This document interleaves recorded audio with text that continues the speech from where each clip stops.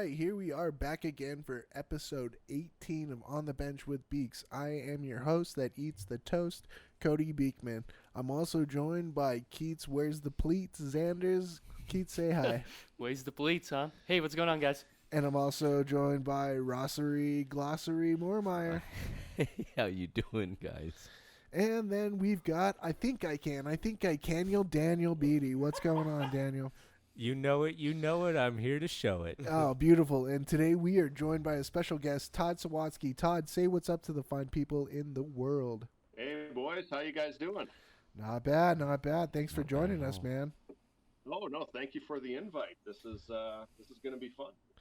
Well, sweet, man. And if you guys don't know, Todd is an appraiser and worked at the Hockey Hall of Fame. So before we get into him, let's get into what we're going to be talking about today. We've got training camp starting. Training camp, gentlemen. Whoop, whoop. Next step. Yep. Yes. Next step. Right. TV. Crazy. Even a TV schedule. We've got times. We've got dates. We've got everything you want to think. Put in your PTO at work now, boys. Oh, and absolutely, girls. for real. And then, I mean, yeah, we got players opting out, obviously, and the Ted Lindsay Award finalists were actually announced just not too long ago. So we'll get into that, and we're gonna talk. Colorado fans won't be disappointed there, I'm sure. Oh yeah, of course. And yeah, we've got a little interview with Todd, so let's get into it with Hockey Day in History. And Todd, if you've ever listened to the show at all, No, thank you for the first entry here. oh yeah, absolutely. Well, today it's a bit of a weird one. We have the California Seals officially moved to Cleveland and became the Cleveland Barons back in 1976. Oh wow! I love you That's already, awesome. Todd. Juicy history. That's great. Oh, guys, Even as the Cleveland Barons, they only lasted 2 seasons before they technically merged with the Minnesota North Stars, which of course became the Dallas Stars. And well, yeah, there's a lot of stuff going on with that team. a lot of movement, definitely a lot of movement. yeah. But I mean, hey, it's an NHL franchise now, so the one thing that Exactly. So somehow, some way, the Cleveland Barons eventually did win a cup, but that's kind of crazy because, well, they technically folded. They just merged with another franchise. yeah, well, yeah, right. Don't tell those Cleveland Baron fans that, though. No, absolutely not. Well, they never showed up to begin with, hence 2 years of utility. Man, yeah. I mean, it was worse than even my Thrashers, which became the Jets. So, I mean, think of it that way. Oh, yeah. That's a roundabout way of looking at it. And by the way, Todd, I've got some love for you today. I'm repping my blue Winnipeg Jets jersey for you. There you go. Oh, very good. I am wearing a Jets jersey myself today, too. Oh, what a surprise there. My heritage See, I told you I loved him. I'm 26. asking him what he's wearing already. Oh my god! All right, let's move on here. All right, Ross, what do you got for At least Hockey we got Day? a wardrobe set, so good, Yeah. good call. Yeah, pants required or non-required. I don't know. Not required. No, sure. okay, there you go. Well, today. Yeah, especially with that tattoo there, Ross. Yeah. Oh God, yeah. No, we're not even gonna get into that. But that was an interesting time yesterday. That's for sure. But I'm going with July 16th, 1990. The St. Louis Blues signed free agent defenseman Scott Stevens. All right, there you go. That's actually really That's a surprising. fun one. Oh yeah, That's really surprising that you would even pick that one. You're going Ross. down the rabbit Well- hole on that one. and I'm even wearing my Blues Korea jersey too, and I picked that. Wow. All right, Daniel, what do you got for Hockey Day in History? I always fuck that up. Hockey Hall of Fame of History. Yeah, Hockey Hall of Fame History. Well, I got a few causes close to my heart, and one of them is Dog Nation, because they do a lot with the inclusivity and diversity, and I love what they're doing. And Whoop whoop. today's no exception. The Los Angeles Kings are taking another step in that direction, so I thought I'd say today marks a day in history because they're joining up with other sports teams in the California area and doing an inclusion initiative. And they've put Blake Bolden in charge of that, who became NHL's first black female scout when she was hired by the Kings about 6 months ago. And basically, she's going to start helping not just talk for the Kings voice, but the Anaheim Ducks, the LA Galaxy, other sports teams in the LA area and California area that are part of this larger alliance. They're called the Alliance Los Angeles. It's a collaboration of all 11 pro sports teams in the area that has a 5-year commitment to drive investment and work towards social justice through sport. So I'm really happy that this is happening today, and I'm looking forward to seeing what happens from it moving forward. Oh, that's incredible. I mean, we've talked about the, Hockey Diversity Alliance, and we brought in all that hazing stuff. So that's another huge step in the right direction, I would think. Oh, yeah. Big skate strides there. All right, Keith, what do you got for Hockey Day? All right, guys, we are going to July 17th of 2001. We got Carolina Hurricanes signed free agent goaltender Tom Barrasso, 17-year NHL veteran. And then, I don't know if, remember, he actually sat out that 2000-2001 season, and then he got picked up. I think he ended up playing a couple more seasons, and that was the end of him. But he was obviously mainly known as a Pittsburgh goalie. Robo-Pens, Pittsburgh goalie. Exactly. Yeah. Yep, that's right. And then also, and as far as I know, he's still the only guy that went straight from high school in the NHL, right? That is cool. He was the first. Yeah. Wow. That's nuts. Yep. That's beautiful. That's trivia right there, man. For Yeah. real. That's trivia within trivia. Very good trivia. Yeah, you should have saved that and got back at me for all the times I've twisted your brain, bud. I know, man. You know how I feel about the damn trivia. I suck at them. So. Every time I say I've got trivia, his eyes just look up to Here the we go. ceiling. Now that we're gonna be filming these videos, we're gonna be like, great. Yeah, you're gonna get the actual look of Keith's defeat on his face. Well, and if you did that with Todd on right now, I mean, correct me if I'm wrong, Todd. You've just got books on just hockey, just knowledge, basically, from what you and I have talked about. I got a lot of useless information. Yeah, and that which too. I guess for everybody that's not me, it's useless. Yeah. But he would probably just be like you with most of our hockey trivia questions. Well, I mean, even part of I just love the history of the game, so I know. And what's crazy is I know hockey historians personally, and I know nothing compared to them. Oh, really? Hell no. Yeah. I know, it's crazy. All right, well, I'm going to round out this Hockey Day in history with this little juicy nugget. July 16th, 1965, former NHL right winger Claude Lemieux was born in Buckingham, Quebec. Lemieux played in the NHL 1983, 1984 through 2002, 2003 with the Montreal Canadiens, New Jersey, the Colorado Avalanche, Phoenix, and Dallas. Woo! There you go. Good old Pappy. You got to love him. Something like, I'm sure, a couple hundred goals, a few hundred assists, and then 2 of Chris Draper's teeth right there on His whole face. Dude. Yeah, pretty much. That was quite the check, yeah. Oh, yeah. The check heard round the world, for sure. No, I can't believe how much that just decimated him. And just the way that he hit him, too. It was just God. I mean, I'm an Avs fan, and I'm going to say right now that was just such Bush League. It was a Bush League hit, man. If anyone ever asks me about that rivalry, I just show that picture, and I'm like, that's it. That summarizes what this was like for a few years between those two teams. Can we go back to that? He's an agent now, right? I think so, yeah. Yep. Actually, you're right. He is, yeah. All right, so check this out. We've got, like I said before, we've got training camp starting on Monday. So we are actually in the midst of hockey coming back. That's huge, and we do have a few players that actually opted out.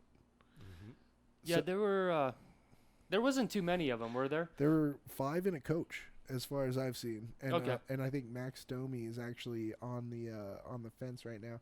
The players that that actually opted out was actually Mike Kitchen, a Florida coach, Travis Hamonic in Calgary, Mike Green in Edmonton, Stephen Camphor in Boston, Sven Barchi in Vancouver, and Roman Polak in Dallas. Okay.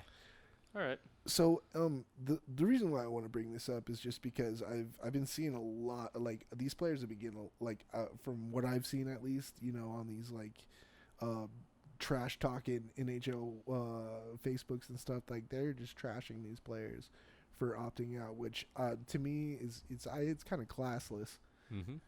I mean, you guys have. I agree with that. Yeah, Sure. they have no idea what their home life is if they're living with somebody who's easily susceptible to to any sort of backlash. Ailments, Yeah. So I mean, to go out and trash a guy, just because he's actually thinking about his future or his family's future I can't stand for it, and I think I don't know, it's just gross, man. I don't know. What do you guys think? Yeah, well, like even take Boston's player there, Camphor. Both his wife as well as his daughter has actually have a heart defect. So if COVID would hit them, to say it could adversely them or the negative. Oh, that would just be travesty if that happened. How negative it would affect them would be insane. Oh yeah. So you have to take priorities. A couple of the guys like Berchi, he wasn't playing much with Vancouver.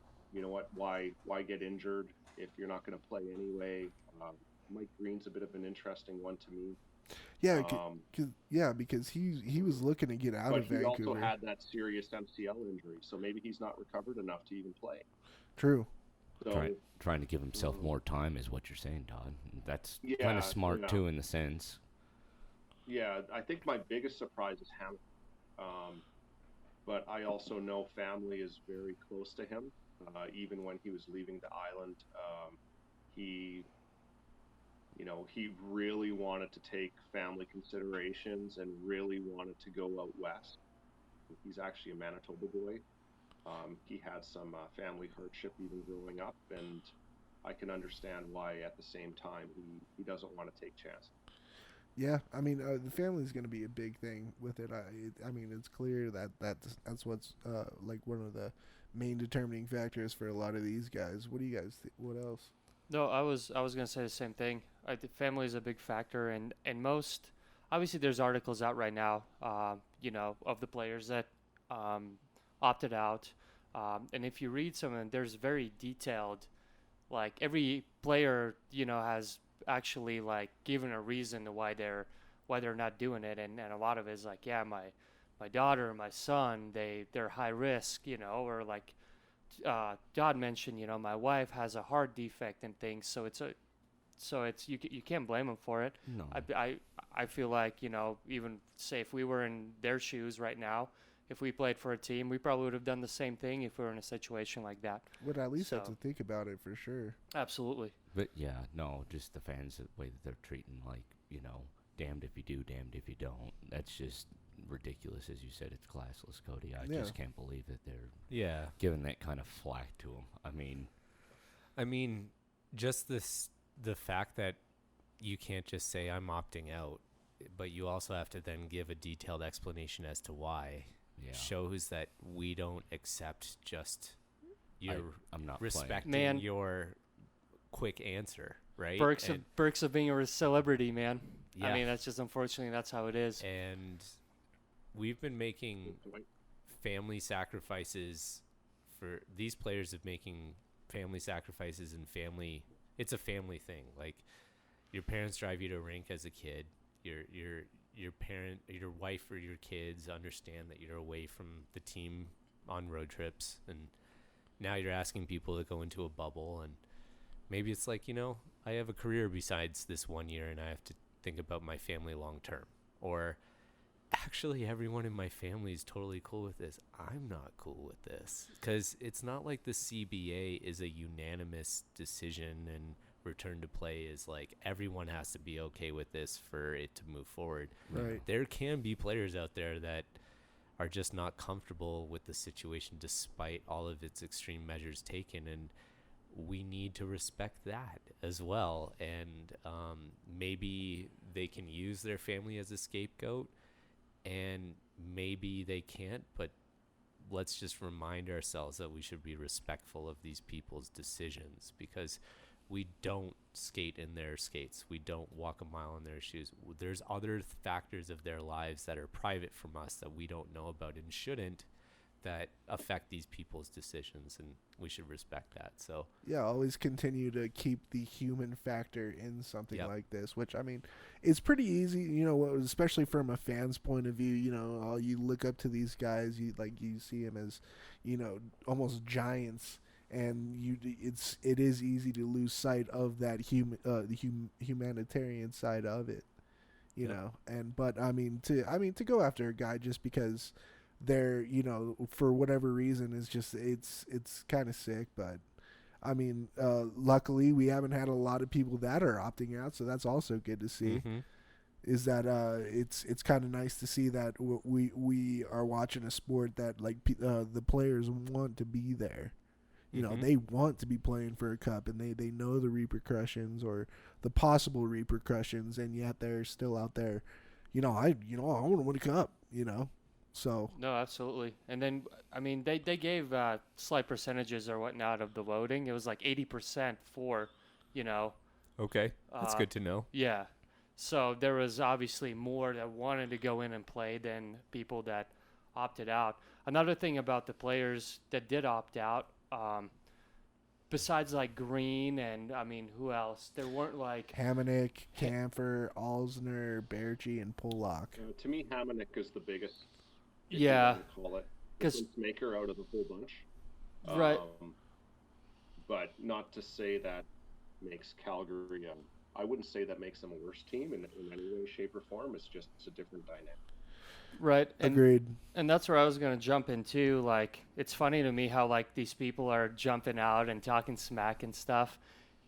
Some of these guys, and no offense, but some of these guys probably would have not even probably played 2 minutes.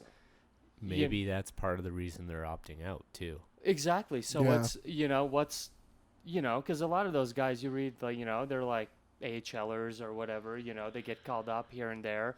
Like I said, if it was like a McKinnon or something, like, okay, that's different. But again, Oh, I mean, think about how, if somebody like a McKinnon or a Crosby were to opt out, you think about, like, the fan base is going crazy then. Yep. Plus, you have, I think, reports out of Pittsburgh right now that there's, I think, 6 players that didn't go to training camp because they're being held out because they were like 2 degrees of separation away from being someone exposed to COVID. Heard 9. So yeah, you're right. Yeah, so it's getting up there, and they, that's personal information integrity at stake. So it's like we're not going to know who those 9 players are, but maybe there's even the way they're reporting it right now, for any player that does not show up to practice and or a game, it's league mandate. The only thing they're allowed to say is they are quote unquote unfit to play. okay. So that doesn't mean they have a virus. That doesn't mean they have, they may have the virus. They may have a broken foot, but they are unfit to play. Cool. So And that's going to be a real head scratcher come time when things start getting serious here. so we have upper body injury Yeah, and basically. unfit to play Not even that, to unfit discuss. to play. Awesome. Okay. Yeah. As FBI. mysterious Going as the injury, NHL play. is always going to be. Well, and also Oh didn't yeah, especially with their concussion track record, for sure. Oh yeah, didn't also Corey Crawford also speaking That's of why yeah, Alsner's not- but Or there's Alsner as well as what's his name? Sure, from Chicago again. I think it is Alsner, never mind. Corey Crawford. Crawford, yeah, I was know. deemed unfit to play. yeah, Well, Crawford's different, but there's one of the Chicago players who won't be returning this season because he's still dealing with concussion symptoms. So Oh wow. Yeah, I haven't heard anything about that yet, but eventually it'll squeak out. It's just a whole other layer to winning this Stanley Cup, eh? You Oh, know, yeah. like Yeah. I'm starting to really appreciate what they mean by this is, or at least the people that say this is the Andrew Shaw, toughest that's it. claim cup to win, because it's like, Yeah, it's the toughest like sports trophy to win, like out of all of them, basically. And it just got tougher, Yeah. I think. All So, right. Yeah, you add 4 new teams that were, well, actually, no more than that. 8 new teams that weren't even eligible. before, Yeah. And now they have a chance at the cup. I mean, it's going to get dirty. Oh yeah. mhm. Oh, and everybody's pretty much healthy for the most part too. You're getting key cogs back in every single team, so it's going to be real interesting as we've already said. So Well, yeah, you got those oddball teams. Like, also, I've been saying it till blue in the face. Like, the New York Rangers were coming on, man. They got that goalie tandem down with the Shesterkin and now I've been out of it. Georgiev, of course. And I mean, you've even got King. This guy Even- named Henrik. Yeah, Henrik Lundqvist. Who's that or whatever. But I mean, yeah, you got teams that are going to be chomping at the bit. Like they definitely have a reprieve, so it'll be interesting. Mm-hmm. All right, so check this out. We finally got our Ted Lindsay finalist, and if you guys don't know, Ted Lindsay is awarded to the most outstanding player, voted by all of his peers. yep. So, So- the players. Yeah. So this year's Ted Lindsay finalists are Nathan MacKinnon, Artemi Panarin, and Leon Draisaitl. Obviously. Right. All right, I'm gonna gauge the room. I'm gonna start with you, Todd. Todd,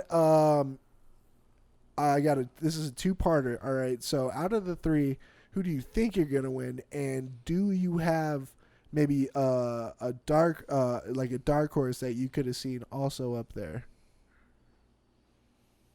For me, I think hands down, it's going to be Draisaitl. I would think that if he doesn't win that one, it would probably be more of a shock than the people opting out.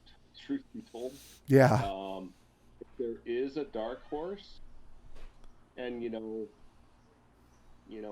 there's a lot of merit to what Panarin did, but to me, it's McKinnon, just due to how he's basically stick handled that team with all the adversity they faced, right. Absolutely. while still being a top producer in the league. So That's true. All right, so who's gonna win it? Draisaitl, McKinnon, or for me, Panarin? it's Draisaitl hands down. Right on. All right, Ross. What do you think, bud? I mean, I love me some Kid Dynamite, some Nathan MacKinnon, but I'm with Todd on this one. Hands down, the German Gretzky has basically been on fire, and I'm so glad I picked him up on my fantasy just because of that. But still, just watching him as we've sat here in the laboratory, as we call it now. And you can't even think too. I mean, there were still 12 games left in the season. Oh yeah, but he would just get 3 assists and 3 goals in one game. It's like, where did this guy come from? What the hell? The perks of playing with Connor McDavid. What about you, Daniel? What do you think? I'm just gonna say my piece and let you guys get out of the way so you can talk about how Nathan MacKinnon is supposed to win this, but it's Draisaitl for me. It's pretty cool to see like this cool tandem forming out of Edmonton. We've got like the Yager Lemieux, the Malkin Crosby. Now we got the Draisaitl McDavid.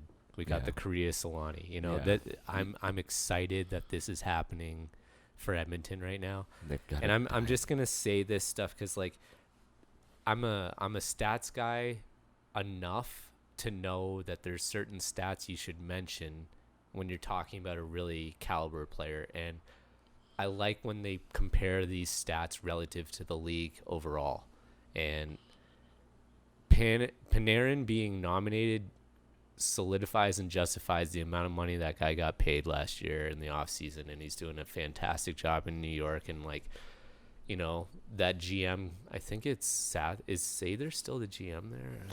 But he gets to justify. Okay, thank you. Yeah. He gets to justify being like, this was part of this rebuild plan we started 2 or 3 years ago. But Draisaitl led the league with 110 points.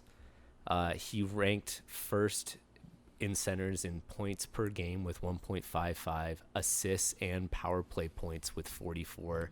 First among forwards in ice time, tied David Pastrnak for most game-winning goals and second in even strength points and power play goals, and had 33 multi-point games, including at least 1 point in 56 of 71 games.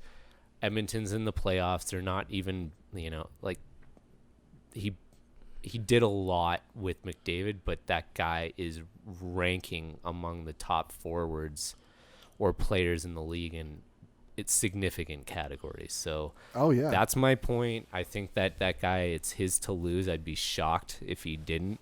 And congratulations to him, man. Like, he deserves it. For me, even with McDavid, he was even injured there for a while. Yep. Yeah, that's a big thing too. And instead of the team folding, they kept right on track. Right on track. They never lost a beat, and it was all because of Draisaitl. Well, yeah, you got so many. It kind of shows you how good he is.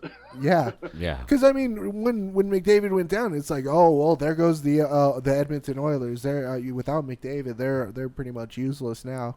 And then here you go, got Draisaitl just driving this force that just kept chugging. So yeah, I see where you're at there, Todd. Look out, Chicago. Yeah. Right. What about you, Keats? I mean, everyone's obviously talking about Draisaitl, and I agree with you guys.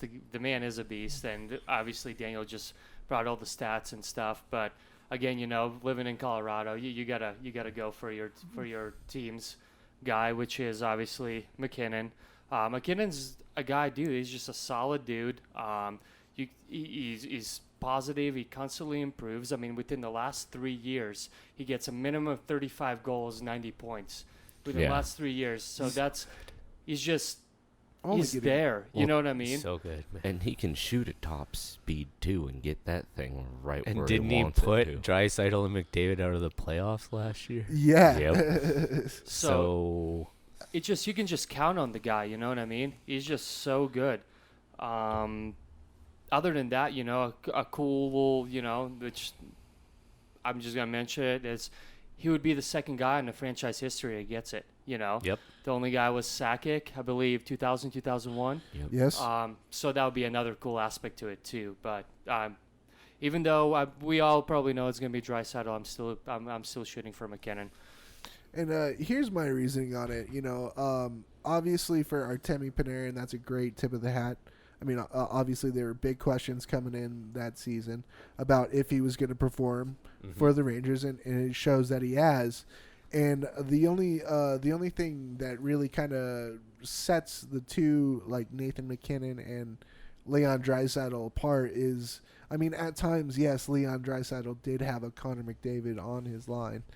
This year, especially this year, I mean, Nathan McKinnon did it all by himself. I mean, several times there, Mikko Rantanen, Gabe Landeskog, all of Colorado's big line guys were hurt for a long time, and McKinnon did not falter at all. So I mean, yes, obviously McDavid was hurt too, but I mean, he's also got you know, he's got other big line guys that are playing with him. I mean, even Nugent Hopkins stepped up when McDavid was hurt. Yeah. You know, and so that to me, that's like the only difference between Draisaitl and McKinnon, is that McKinnon for a while was a one-man band up there. Yeah. You know, I mean, because even that, I mean, Burakovsky got hurt, Kadri got hurt. Almost all of our second line guys were hurt at the same time, and yet here's McKinnon just blazing a trail, still not slowing down. I think this year he only skipped one game, right? Yep. Yeah, so far. Well, actually, he was hurt the last 2 games. Was it? Okay. Yeah, because he had something with it. He got a slap shot off the His foot. hands were too hot from his stick being For so real. sniper. Jesus. And granted, Cale Makar had a lot to do with Nathan McKinnon's success as well, but he's on the back end. You're not seeing each other that often.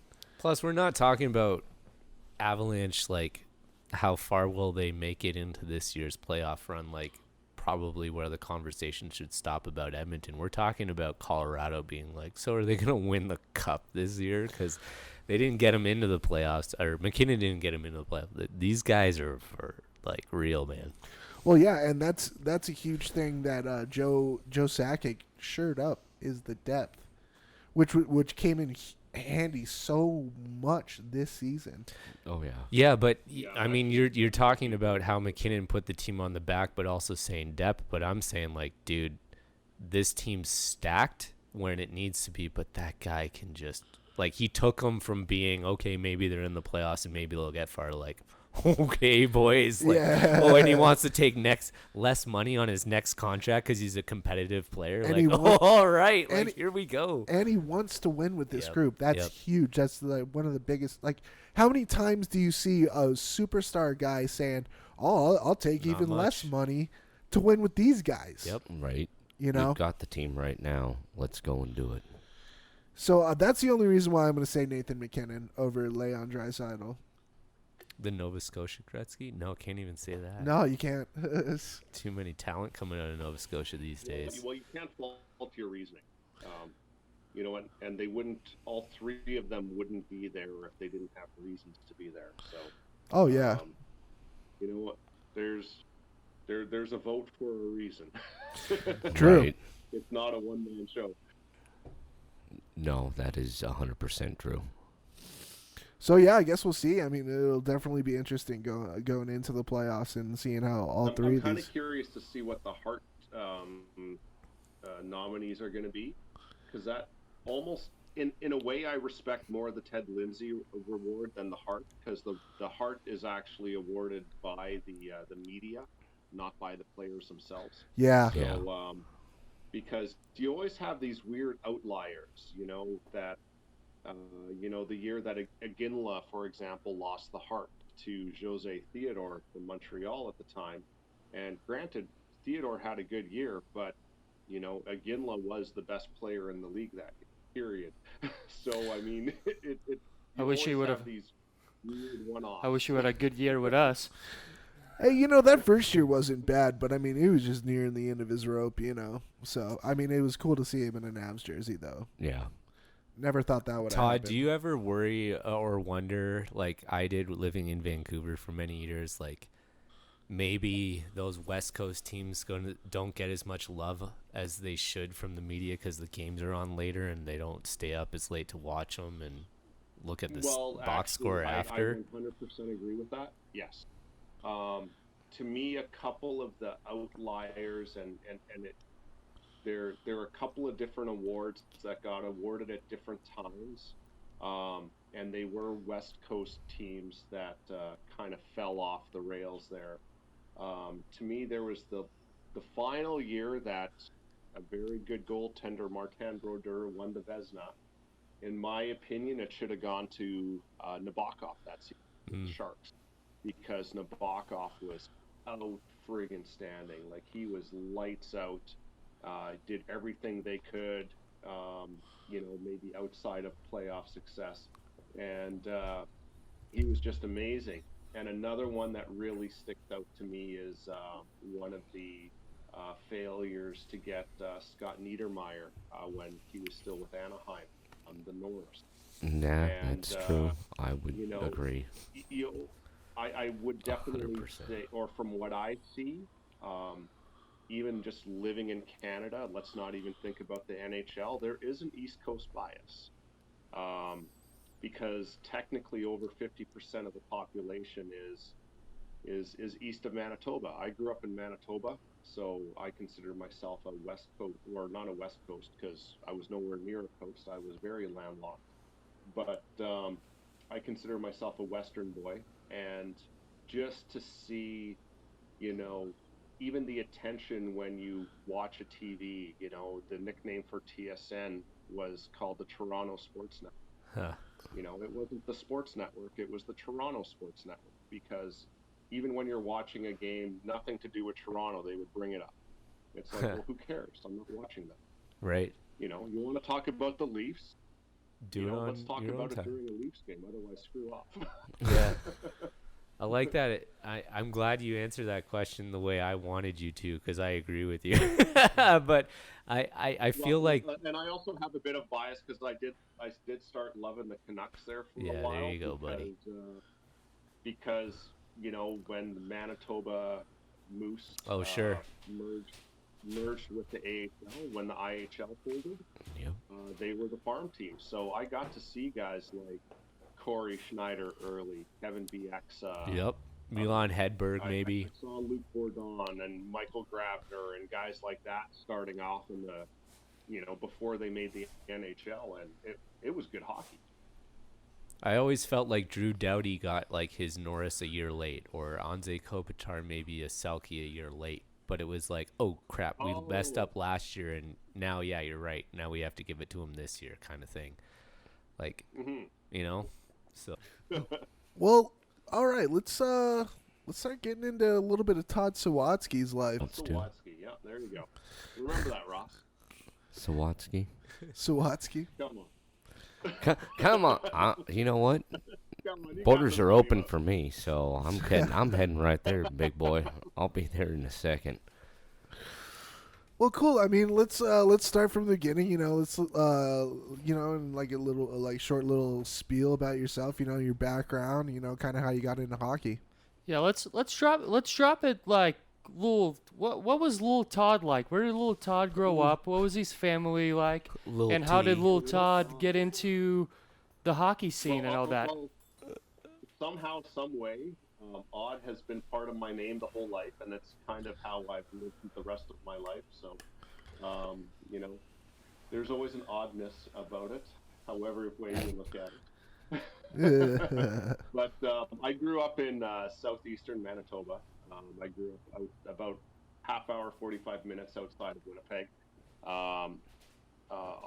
literally on a hog farm outside the community known as Landmark, Manitoba. So Landmark's big claim to fame was they were the, as according to their sign, the most centrally located village in Canada. Based upon the latitude, they were dead friggin' center of Canada. Latitude and Their softball longitude. team was known as the 96ers because it was the 96th parallel. The epicenter of As for Canada. me, when I played hockey, it was the Landmark Blues.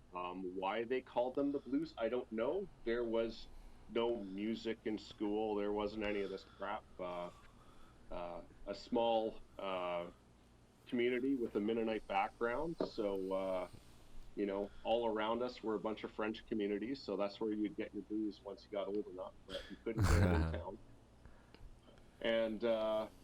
And yeah, so I started off playing defense, and then when I was about 12, I got moved to forward because we merged with a couple of age groups. Basically, if you signed up for hockey, you made the team. That's how big the town was. What was it like playing with those kids from the 95th parallel? Was it The hard? 95th. Well, we didn't. I don't know if we hit the 95th. Maybe we hit the 95th and 3/4. Was there any like Cody Banks situation going on where it was like we're redrawing? No, like, you know, it was weird. You had, I guess, especially in southern Manitoba, you got your English speaking and you got your French speaking communities, and there was always a rivalry between the French and the English. Nice. So, No way. us English, we always refer to them as frogs. So, you know, we, but, you know, that's just the way it was. You know, it was a lot of teams were known as the Habs, go figure. And we had some great battles against them. I recall the first time I ever got checked from behind was from a French, you know, in a French community. And he But didn't then we also apologize, had- right? No, there was no. Well, I was injured, so I have no idea. but we also had a really large geographical area that we played. So it's not like we played in a city. You know, there was a couple of communities where we played in native reserves. We played in, or you know, well, in Canada we like to call them indigenous now, but the native reserves. And you know, so there was always this weird dynamic when playing. You know, even at my best, I would say is when I did become forward, I was a third line player on a 3-line team, and there wasn't enough players to have 4 lines. So I can't say I was great, but I enjoyed the game. I loved the game, and it was that simple for me. And of course, while playing hockey, I started getting into it. For me, it kind of drove into collecting hockey cards. Even before the big fad of the early 90s, I started collecting. Nice. And while the big fad was going on, I was definitely collecting, and I tailed off for a bit before I started up again. And somehow I still collect today, over 30 years later. And for me, that was a way, the hockey cards was kind of me having a piece of the game that I love to watch. And when I had so much, especially the early 90s stuff, when you have 20 of one card, all of a sudden I'd get some of those cards autographed. So then all of a sudden, well, now this is unique. Now this is different. So it kind of spurred on more of a memorabilia collection on top of that. So I started collecting a lot of autographs. The autographs led to getting jerseys, have sticks. Well, you know, at first it started off just regular jerseys, then a couple of game used.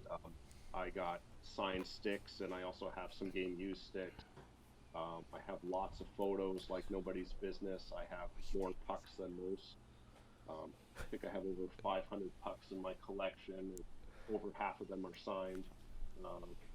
And then I just have all these other random oddball items all over the place. You know, just things that, I don't know.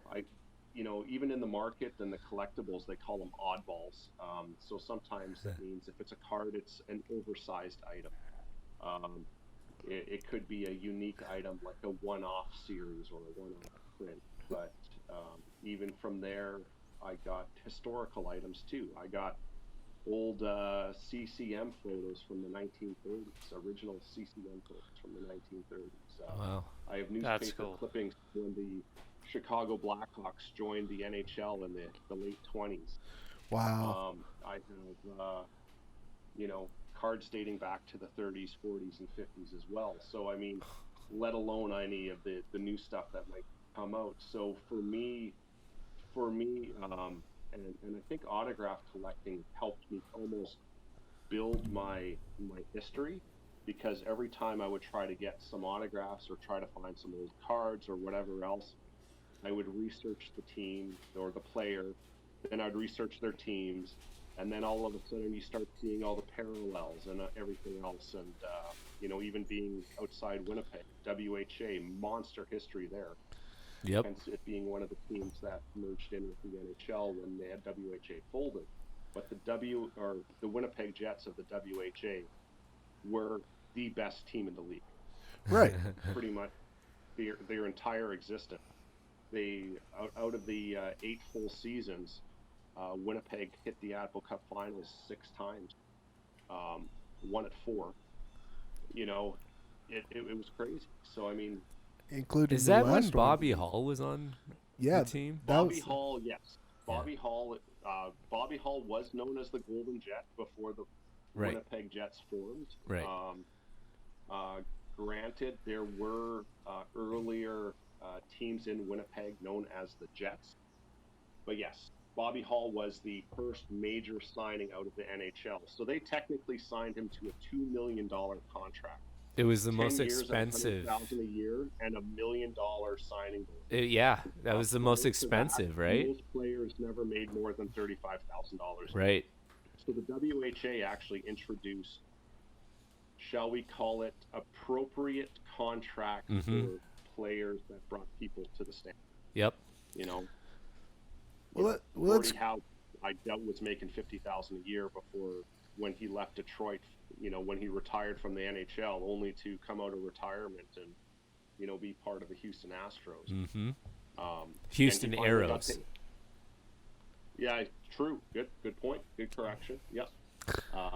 Houston Aeros it is. Of course, he ended up playing with the Suns because Yep. the WHA actually had rules in place that players as early as 16 could play professionally. Well, that's cool, man. Which is why Gretzky played in the WHA before the NHL, because he actually joined at 17, not 16, 17. I still don't understand why those cards aren't as valuable. I mean, I guess I can understand it if I think about it, but dude, having an Indianapolis Racers card of Wayne Gretzky, how is that not more interesting, or at least, hey, this is the team he played for before his 79 rookie card on the Oilers. Yeah, but it's only worth $20. It's like, what? well, see, that's different. The Indianapolis cards out there came out well after the card. Okay, so they're commemorating it. Okay, that makes sense. So when the early Indy cards started showing up, it was probably already the 90s. Okay. So they just wanted cards of him in his old uniform, where really it's because of when it was produced. It draws the value, not because he's in a different jersey. Yep. Think Brett Hall with the Calgary Flames, and I'm sure all of you can think about that, right? Yeah. Probably don't even realize he played for them, but he was part of the big trade that helped the Flames technically win the Stanley Cup in '89. Of course, after the fact, the Flames wished they had him. Simply put. Hey, at least Lanny got his cup, though. That's right, man. Yeah. That mustache. Yeah. Woo. Oh, Still the greatest in the NHL history. best mustache in the biz, baby. I mean, I like how Lanny McDonald is an amazing player, but I went right to the mustache as Lanny. explaining He's him. But such an awesome damn, guy. dude, that guy's awesome. I met him once when I was just on Robson he's Street in fantastic. Vancouver He's still got during the stash 2010 too, man. Olympics, and that He's guy still was got the awesome. stash.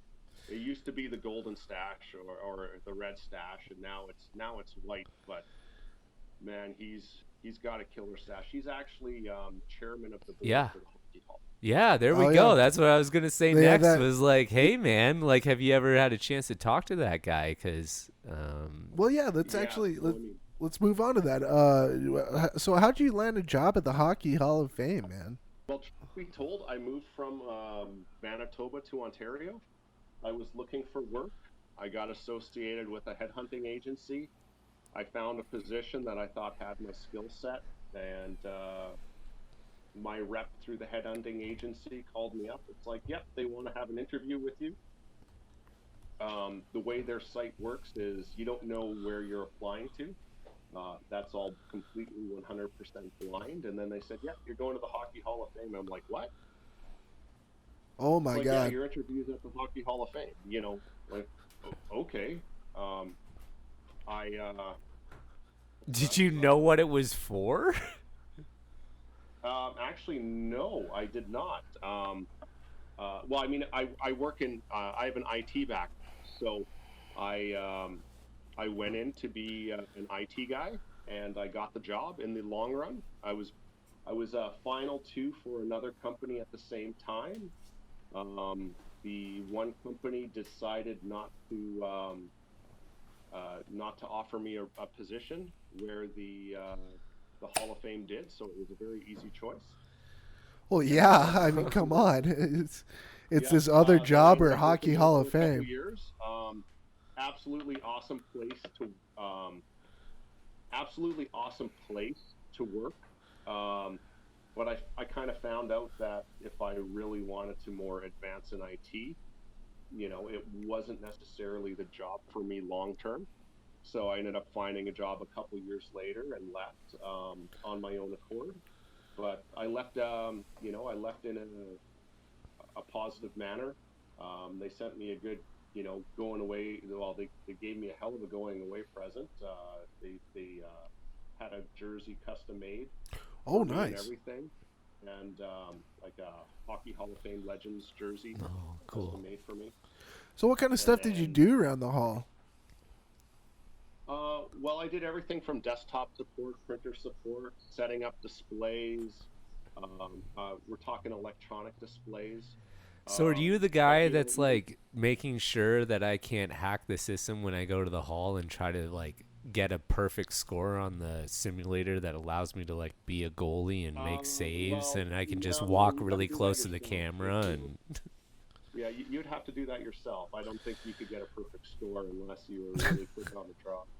Um, but like even when I was there, it's their resource center started up, and the resource center is actually where 99% plus of all their artifacts are located. oh, So cool. it moved from their location right downtown to just outside of, well, technically it's a suburb of Toronto, Etobicoke. And it's actually technically in the same building where the Leafs practice out of the, well, at the time they called it the MasterCard Center. I think they've changed naming rights again. Um, and so I remember, having to drag a bunch of computer equipment down there. And as I'm about to leave or get onto the elevator, Mr. White Gloves himself, Bill, stops me. He's like, "Hey, Todd, can you drag some stuff to the resource center?" I'm like, "Yeah, sure, no problem." And he gives me this cart full of artifacts, and that was in 2009 when Iserman got inducted. So I had all of Iserman's uh, artifacts, jerseys, sticks, some other random stuff stuck in my old piece of crapalier, and drove it off to the resource center. So yeah, there was some fun stories that came about with it for sure. Yeah, what else? I mean, obviously, walking around the hall, like, what was like the best part about, just working there? Obviously, seeing all the incredible like hockey history and all that. But I mean, what were your highlights of just working there? As for the highlights, to me, more of the highlights came with the stuff that weren't actually on display. I'm a huge Yager fan, so I always loved his stuff. But Do you have he his was original actually mullet? that would be interesting. I wonder if when he finally cut it off, he should have just put it in a Ziploc bag and donated it to the hall. I mean, that was insane. Oh God. I like legit want to know like if people are be like, this is so and so's orange peel, and you'll be like, what the fuck? Like, why Oh am I no. getting this? Todd wouldn't have gotten any work done because he would have made some shrine or something, I feel, out of it or Oh, something. exactly. Why are all these scraps of hair all over the place? Can I Yeah, can I that's can I awesome. put it on my head? Can I put it on my head, please? Okay, so to bring us back, you're a big Yager fan, and what's going on? Yeah, no, I'm a big Yager fan, of course, so I always liked seeing his stuff whenever, and there's actually a fair amount of stuff there. I guess one thing a lot of people don't realize, the Hockey Hall of Fame is actually a charitable organization. So the stuff that they have and own has literally been given to them. Okay. It is not something they've purchased to put on display. There might be some consignment items depending upon their exhibit, but that's all stuff that's been just handed to them for them to keep, in good safe keeping. So which is pretty remarkable. Which is of course why they have to charge as much for admission. That's true. But I mean, even when I came up Yeah. there in 2017, was it? Yeah. Just seeing all like the blood-soaked shirt, like jerseys and stuff like that, it was just like, Some wait, lucky- what? And then you told me that factoid, Todd. Mine was blown. Like seriously. Well, actually, how they preserve that stuff is they actually have freezers that they store it in, and they rotate them through a few different freezers because, um, they'll freeze it, they'll bring it out. I guess you can say you can, air it out a little bit. They'll put it back in the freezer, and it'll eventually kill the bacteria. But without doing that, um, you know, the bacteria technically stays. So that's how especially the old school jerseys where they were literally made out of wool. Moths would get at them before they ever got handed to the hall, for example. Oh yeah. and stuff like that. But you know, some of the stuff literally came off the player's back, and guess what? If it stunk, then it doesn't take the smell away. Well, naive me, I just thought you used a shitload of Lysol. Well, there's that. Yeah, well, I mean, I don't think they brought out the Febreze so much because they still. Get You know, that smell certain out of here. chemicals will actually cause a chemical reaction, which Oh. will cause materials to deteriorate. So they have to be careful with some of that. yeah, it makes sense actually. That's pretty cool. Just huge freezers full of like historical like hockey a lot, gear. A lot of frozen jerseys. Yeah. I just want to imagine that there's like a break room in the hall and like, oh yeah, I've got my tater tots in the oven, and then there's like no oven mitts available, so you just grab this like game worn Gordie House. yeah, mitts. like it's just like, oh, I'll just use this to get it out of the, and like there's all these little like tidbit stories of people that work there, like all these fans looking at things on display, and it's like, oh yeah, that was used to take my tater tots out last week, and Yeah, exactly. Good lord. It's like, oh, you know that stain? I dropped my pizza. that's authentic from last week's hockey. Yeah, that was- from hot dog. Yeah, That's not blood. That's ketchup. That was for my Timmy Hortons coffee or something. You know. It's an authentic grease stain from that pizza or something. Yeah. From Pizza right up the Yeah. street. So is there anything like that where you're like, yeah, that's Eiserman's glove on display, but that last scuff mark on the bottom right, that's because I dropped it out of the bag on the way over. Well, to my knowledge, that has not happened. That is, of course, to my knowledge, and only to my knowledge. But you do, you know, I have seen photos of quote unquote accidents, especially when it comes to the traveling hardware. And I guess part of the agreement is any damages that may incur is completely, you know, it definitely has to be paid up by the team. So that's part of the sign off. Wow. But I have seen a photo of the traveling cup not looking as round as it should. Right. I mean, especially I will after, not say what team or who well, did it, but, especially after Washington's go with it. Oh I mean, my holy crap. goodness. But that's the best thing about the Stanley Cup trophy, in my opinion, is that tradition that everyone gets a day with the cup, and you hear these funny stories about how it's at the bottom of a swimming pool or Left on the side of the road and stuff. Yeah. yeah. Wasn't that kind of like right around the Rangers era when they were just like, oh, we need to keep a little bit closer tabs on this, right? I think I remember reading it somewhere. You might be right. But Well, Todd will probably correct me because he knows Philly. So Well, I just imagine there's probably characters on every team that are like, I bet this has never been done before with the cup. And then they try. my dad and I were actually kind of joking around with that. Like that cup's probably seen more pussy well, yeah, than you Ron know, Jeremy. Jesus Christ, I about to spit out my beer. It's true though. I mean, how many honestly, how many of those hockey players were like, "All right, yeah, babe, we're gonna have a threesome tonight, but it's with Lord Stanley's cup." I'm just saying, I'd probably Two do people, it. one cup. I'd probably do. I'm sorry, I'd do it. I would do it. I I mean- don't know. Maybe I'm like a pervert or something, but if I could have sex with a Stanley Cup, I think I'd probably do it. Did you Well, get you got that on that would recording, make right, Andy Keats? that much more difficult. Oh, Sure did. Oh, God. What's that, Todd? I'm sorry, I missed that. That would make handling it certainly more difficult. Sorry. What's the white gloves for? Come Yeah, on. yeah. Sorry, Phil. Sorry, Well, Mr. there was a reason Pritchard. for gloves, I guess. Yeah. Sorry, Phil, but I just had to. It had to be done. The dirty deed. Sorry, Phil Pritchard and my father. It's all right. Oh God, no. It's all right. He's got life gloves. He's gonna love hearing about this one when this goes live. Yeah.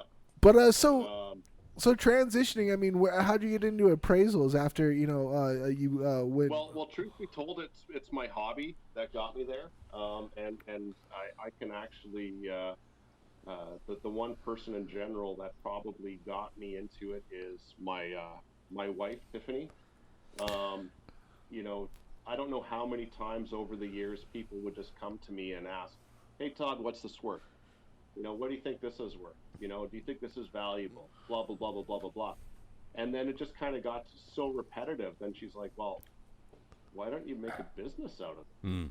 Um, so last year, I had looked into it a few times. I had did a little bit of research, found out about a really top-rate organization known as the Canadian Personal Properties Appraiser Group, and so I went in and took a course and got certified as so I guess my designation is a CPPA, I'm a Canadian Personal Property Appraiser. So that does not necessarily, it singles me out to just be able to do memorabilia. I can technically appraise anything within inside a home as opposed to the house itself. Wow. But because of my passion and love of the hobby, I am focusing on memorabilia first. Nice. And it's as a broad, so not just hockey, but baseball, basketball. I've actually done a NASCAR one, appraisal, should I say? So it's it's a little different. It's a lot more fun. Doing an appraiser, having the appraisal. I think Tiffany's doing the appraisal. Um, you know, so I'm basically providing a legal document stating what I think something is worth, or a calculated valuation of an item, and go from there. And then people pay me for my services to do that. That's so cool, man. And it's pretty cool to just be able to work with the stuff that really kind of carved out your love for the game anyways, just like starting out by getting hockey cards. The fun part, you never stop learning. Yeah. That's always great. And I guess even I still technically work in IT as well, so that's another industry. You never stop learning. I think as soon as you close your mind off to something, and you want to stop learning, no matter how big or small it can be, you're setting yourself up for failure. So to me, it's all about constantly just trying to have fun with it. So I mean, I actually have a contract that's starting up this week that I'm looking forward to. From my understanding, I might see some 1960s game used equipment. Cool. You need to send me pictures about that, bud. Oh my God. And I will be taking photographs. So that's cool. The hull has been great. I've done a lot of work for them. My work for the hull has been pro bono for when it comes to appraisal work. So as awesome as it is to look up items from even the 20s and 30s and figuring out autograph values from the guys that have long since been deceased, I didn't necessarily see it firsthand. So this week will be a little different. Cool. I will actually see things firsthand. So Well, and also, Todd, between when you and I have talked, it's just like you and I, when you started this appraisal company and everything like that, is that I was just excited for you to just see all the different collections. It's the fun. That's what makes the industry fun. And I know you've sent me some, questions on some jerseys from time to time. And what do you think? And then all of a sudden, I think you realize, wait a minute, what did I get myself into here? Right. Well, and you can also go. I was expecting, hey, that's awesome. And then all of a sudden I start asking questions and you're like, and I could just tell by your response. It's like, I didn't think about that. Well, I got to take that into consideration, or, and different little things like that. So actually that to me is also part of the fun too, because it's not to say it's, me trying to showboat or anything like that. It's just like, if this is something you want, here's some things to think about before you make that investment, because right. even if, let's say, I don't care if it's worth $5 or $50,000, and you have the budget to do it, if it's something that you truly want, and you want to invest in it, you want to be happy with that decision. And that's where I think, people are now coming to me and asking my professional opinion, by providing the documents that, this is my professional opinion as to what things or what your collections are worth. And it gives them information that they can now take it to an insurance company if they need it insured. If they want to sell it, they know what ranges to sell the stuff from. Oh yeah. I don't take any, like, I am completely 100% unbiased on everything that I do. Oh So yeah. I do not get a single penny out of, if someone sells something, I don't get a penny.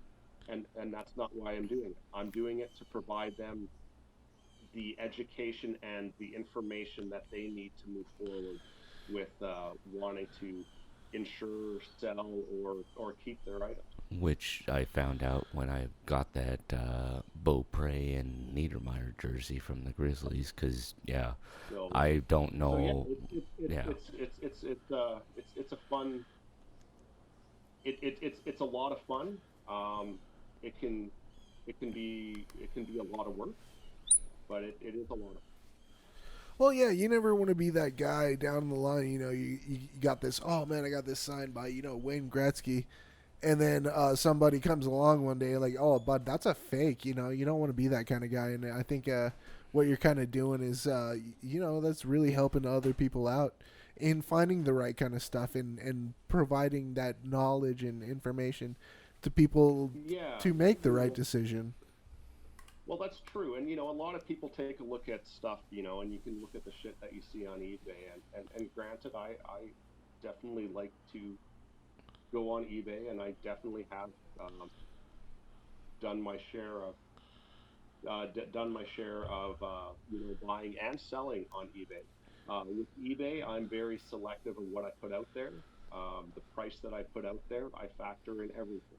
Factor in my shipping. I factor in how much work that I do on it. I factor in as long as I get my bottom dollar, I'm happy. Then I'll post something on eBay. Right. Out of my own personal collection, that is. But I don't sell stuff on other people's behalf. I may be able to provide contacts to people if they are looking to move something, but then I do not want to be part of the conversation, because that's up to now the person that I'm providing the information to and the other person. And, if it looks like I am potentially getting a cut or, integrity, providing an incorrect value just so it can benefit another party, I lose my reputation and I lose my business. Yeah, for sure. I do take that very serious. You're one of the good ones out there, Todd. I'll tell you that right now, bud. Well, you have to be. You can still be. Like my namesake states, you can still be odd. You can still have fun, and you can still enjoy what you're doing. But you gotta adhere to a certain code of ethics. And if you take yourself, if you take everything at the proper responsibility as it should be, then everything seems to fall into place. Beautiful, man. That's awesome. Well, I think that's about our time. But hey, Todd, thank you so much for coming on, man. It was a gas, like hearing your story and everything else. Do you want to send any shout outs or anything out there, bud? You know what? Well, thank you, all you guys, for having me on today, and even being able to talk about the appraisal business. So if anyone does want to take a look, and please feel free to share it on whatever post you have to Todd Sawatzky Appraisals. It may be a mouthful, and it may sound strange coming out of Ross's mouth. Sawatzky, I've got it. Sawatzky. So, Piss off. where, I'm kidding. So my name is Todd Sawatzky. I am an appraiser, and I have conveniently created the business name Todd Sawatzky Appraisals. Oh, where'd you get that one? Also if you want to look at it. And my Instagram handle, I know you've tagged me in the past with my jersey video. So Todd Sawatzky Appraisals, all my information's on there as well. Thank you so much for that. Just you guys doing what you're doing, it's great. I'm glad that you're getting the information out there for not only a small business like my own, but for awesome or businesses like the Dog Foundation and the local groups within your area, just keep up the good work, boys. You guys are killing it. We appreciate you, Todd. Oh, thank you so much, Todd. That means a lot, bud. And we had a lot of fun talking appraising, talking hockey, having a couple jokes, bud. So thank you so much for coming on. We'll also have to. Absolutely. So I mean, you guys know how to get a hold of me. So if you want to talk shop at any point, fun or otherwise, you know how to find me now. Oh, heck yeah. We'll have to get you and Dave Stubbs out here for Montreal and a Winnipeg. The border open, Yeah, once the border opens, I'm getting Todd down here myself to appraise all my stuff I've got in my man cave. And well, once he comes out, we'll just we'll set out a whole week, and then we'll just kind of pay for his amenity. I'm kidding. You're gonna be busy, bud. That's all I can say. Yeah. It's kind of like that. Who would Jesus draft? What would Todd do? Exactly. What would Todd appraise? I definitely Todd to appraise my Goldberg jersey. Oh yeah, it's about as much as that meth rock it's worth it's worth 3 cheeseburgers. Yeah, that's if he could stop him. Sick. Well, otherwise, big news here is On the Bench with Beeks is going to be covering the Dog Bowl 10 Dog Nation Hockey Foundation ice hockey tournament from July 29th to August 2nd. We're gonna have a lot of really cool stuff on our YouTube, obviously on our podcast. So please go to our YouTube and our Vimeo and like and subscribe. We're gonna have a lot of really cool footage from all of that. It's a fun time. You're gonna check out a lot, some groovy hockey, some silky footage. So please go like and subscribe our YouTube. And boys, you guys want to send some shout outs before we sign off here? Well, just to everybody listening, I mean, we wouldn't do this if it wasn't for you guys. I love doing this every single week. So yeah, I just want to say thanks for all the listeners. Thanks, Todd, for coming on. I really appreciate you, bud. And make sure to check out that YouTube page. Hit that notification for new videos when they come out, because we're now up to date with all episodes on the Bench with Beeks. And Todd will be our next Jerseys on the Bench video going out. And that way you guys get some pretty sweet notifications when we're loading videos on there from the Dog Bowl that we're going to cover. So I really appreciate that. That'll be fun with all the ex-NHLers and stuff we'll have. Yeah, at lots the of Dog Bowl. interviews, lots of maybe some live streams. Who knows? But it's going to be fun. So keep an eye out for that, Keats. What do you got to say, buddy? I'm in, yeah. So you guys basically covered it. Yeah, please, we're really pushing this YouTube channel right now. So guys, if you have, a YouTube account, please press that subscribe button. We're really trying to get some more subscribers on there. And like Daniel mentioned before, we're really pushing more videos out.